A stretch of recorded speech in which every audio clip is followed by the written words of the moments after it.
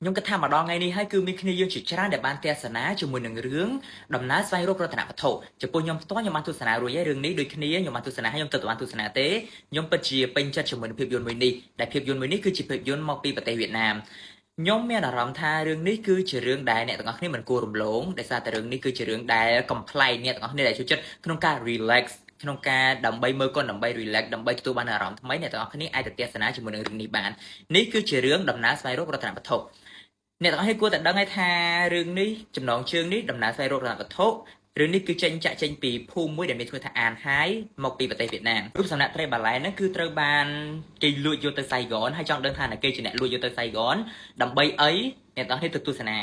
ហើយក៏ខ្ញុំនិយាយសង្ខេបតិចតួចដែររឿងនេះគឺតួអង្គ2តួអង្គតាមជាមួយនឹងហងហ្នឹងគឺត្រូវទៅយករោគនិងយក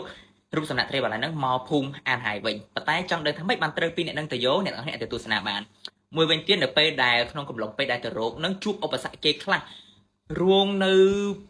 ឧបសគ្គផ្សេងជាច្រើនអ្នកទាំងអស់គ្នាចង់ដឹងគឺទៅទស្សនាដោយសារតែខ្ញុំអត់ស្ពយទេចង់ឲ្យអ្នកទាំងអស់គ្នាទៅទទួលបាននូវអារម្មណ៍ថ្មីជាមួយរឿងនេះហើយនៅពេលដែលមកដល់ភូមិវិញតើរូបសំណាកនេះបានមកដល់ភូមិដោយរបៀបណាហើយចុងបញ្ចប់នៃរឿងនេះគឺដោយរបៀបណាប៉ុន្តែខ្ញុំក៏ចង់បញ្ចប់ចង់ប្រាប់ថាអូខេបញ្ចប់នៃរឿងនេះគឺរូបសំណាកនេះគឺបានមកដល់ភូមិវិញប៉ុន្តែមានឧបសគ្គយ៉ាងច្រើនសាច់រឿងសាក់សស្រាំគ្នាមែនតែនណាមកនាំតើបានមកដល់ភូមិហើយមួយទៀតដែលខ្ញុំចូលចិត្តមួយទៀតតួអង្គលីងនេះគឺជាតួអង្គស្រីក្នុងរឿងហ្នឹងគឺអូយពាក្យសម្ដីចាក់ពុប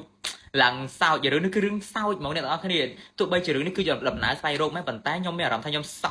ចមែនតែនចំពោះរឿងនេះផ្ទាល់ចឹងអ្នកទាំងអស់គ្នាអាចទៅទស្សនាបានរឿងនេះចាក់ចាំងតាំងពីថ្ងៃទី3ខែ4ចឹងមកដល់ថ្ងៃនេះគឺវាយូរថ្ងៃហើយប៉ុន្តែរឿងនេះនៅតែបានចាក់គ្រប់រោងភាពយន្តទាំងអស់អត់ទាន់អស់ម៉ោងទេទៅទស្សនាបានហើយខ្ញុំនៅតែមានអូខេនៅតែមានចំណុច